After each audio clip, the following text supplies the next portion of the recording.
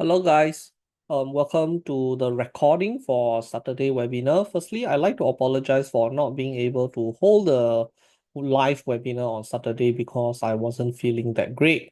Actually, if I'm feeling sick or what, I still don't mind giving webinar, but the issue with me is that I tend to sneeze a lot when I'm not feeling well. So it actually gets in the way of presenting because while doing the presentation, I will keep sneezing, and in fact yesterday morning when I was giving my course, the last lesson for the course, I kept sneezing non-stop and it was very hard for me to do presentation, and it gets in the way of presenting lah. And I think not many people would like that also.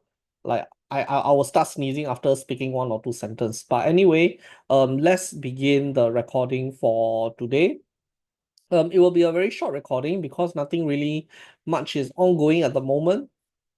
So anyway, let's take a look at the overall market itself. We do have a very bullish week for last week. Almost every day was a green candle, okay, except for Monday itself. Excuse me. Yeah, this is what I was talking about. But anyway, we do have quite a bullish week for last week, and things are picking up the momentum really lah. Okay, you can see the momentum on the upside is coming back in. But not only that, of course, this is being driven by Donald Trump saying they may go back on tariff. They are having some kind of talk with China. They are coming to some agreement, and China also willing to exempt certain tariff that they have placed on US goods. So there seems to be some de-escalation ongoing, which is leading to this upside movement lah. But nonetheless, right, uncertainty still exists. None of these things are concrete. And if suppose another round of tariff comes in again for whatever reason, then we may see the market falling very hard also. So from a trading perspective, it is very hard to trade the market, not because we don't know what to trade, but rather the technical can get in the way. For example, you can see that recently some of our shorts were not doing well. We have Tesla and Palantir short were going against us, and I personally have stopped them out already. And it is not so much that those shorts are not valid shorts, but it is the upside momentum that is currently at play, which is leading to the losses. So, because of this current upside momentum in the market right now, it's very hard for us to place shorts. So we are in a situation where the risk is still there. We cannot place any shorts because we will risk losing those short also if the upside momentum continue. But we are forced to hold a lot of long position, mainly because our longs are in profit or the technical aligns.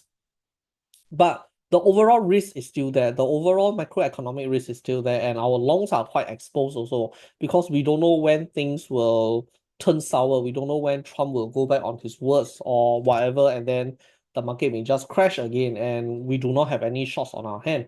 So that makes it a little bit harder for us to trade at the moment, to sort of position ourselves at the moment lah. So let's go through our portfolio and I will let you guys know my overall strategy lah, okay? Going forward. So anyway, I have actually gotten out of Tesla and Palantir already. Those trades were not working out for now. So I have eaten the loss on both Tesla and Palantir, which bring back our profit down to about $3,500 for the year. So up about 1.2%. And currently in my open position, I only have a few positions left. I have Alcoa, I have Shake Shack, I have Beautiful Sauce, and I have that additional S&P 500 futures lah, okay, and which is currently now the loss actually narrowed down already. Last week I was seeing about 30K loss on this position alone, but it's now half until only 16K. So we are getting some money back on the loss for S&P 500 futures narrowing lah, okay. But without this particular trade here, I will still be down about $5,000. But these are not the main worry that I'm having. The main worry that I'm having is I actually have three bullish position right now and only one bearish position. And these three bullish position, they are quite overexposed lah. Okay, meaning to say, if let's say next week or next week or maybe 1 2 months down the road, if some tariff related news come out again and the market crash, right? Then obviously all these are going to lose money. But at the same time, right now, we can't really place any short position, mainly because how bullish the market is right now. If we place any shorts, those shorts gonna get simply stop out based on momentum alone. So that's the conundrum that we are having here right now lah. So anyway, Alcoa is doing fine. Actually, it got off the bottom already. On Friday, it dipped a bit, but I think it can remain the upside momentum lah. Okay. And beautiful source, we are still holding on to beautiful source. I do think it is one of the shorts that we can continue to hold. It is coming back up a bit, but I do hope that it can U-turn back down lah. Okay. So beautiful sauce, we cannot get rid of it. It's the only shot that we have. And then we have Shake Shack lah. Okay, we have Shake Shack, which is our restaurant sector, which is doing quite all right also ever since the big rally that came in lah. Okay, so it is now at $90.83 already. So for you guys who have strike price at 90, this one should be a very good profit right now. But personally for me, I entered it slightly earlier lah. Okay, so my strike price was at 95. So I did narrow the losses, but it is still great at the moment lah. So anyway, because of how the current situation as it is, as I've explained earlier, right? Firstly, I do not want to add any more long. Secondly, I also do not want to add shorts because those shorts that I want to enter, the momentum is very strong to the upside. So let me just show you some of my potential shorts that I am actually looking at. For example, I wanted to short Dropbox, but as you can see from the momentum indicator, the momentum to the upside is very strong. I also wanted to short Starbucks again, a second short, but currently Starbucks as it is right now, it just recently hit the oversold condition, and maybe in the next few days it is going to rally back up like a short-term rebound, okay? And the earnings is also coming up on 29th of April, so I don't really want to short into the earning. Also later there's a big gap up that comes in, you know, that kind of situation. So I am holding off the short for now. One of the other shorts that I'm looking at is actually Barrick Gold. So for Barrick Gold short, the way how the stock is looking right now, it is shortable.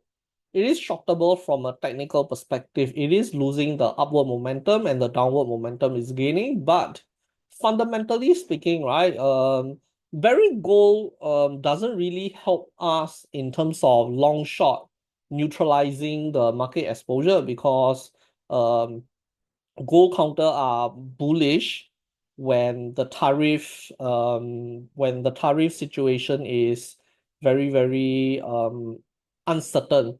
When all this tariff come into place, right, everybody rush into gold. So you can see gold actually rallied very strong against almost the entire market lah. So if we short gold and we are holding a bunch of long position, if the market is going up, if the overall market is doing great, the tariff will reduce or the tariff will remove altogether, then what's going to happen is our long is going to rally, then gold is going to head down now. Okay, gold is going to go downwards. So from a correlation perspective, right, having a short on Barrick Gold is equivalent to having a long on the market. It has a inverse proportionate lah. Okay, meaning to say, right, if market were to crash because of bad news regarding tariff, having a short position on gold is not going to help us, even though it is a short position. It will simply rally again, and then now what happened is we'll be losing money on the long, and the additional short, which is Barrick Gold, we will also be losing money on that. We will end up losing money on both ends now. Okay, so even though we can enter Barrick Gold as a short, it is not really a short. It's not helping us to hedge against any kind of market exposure lah.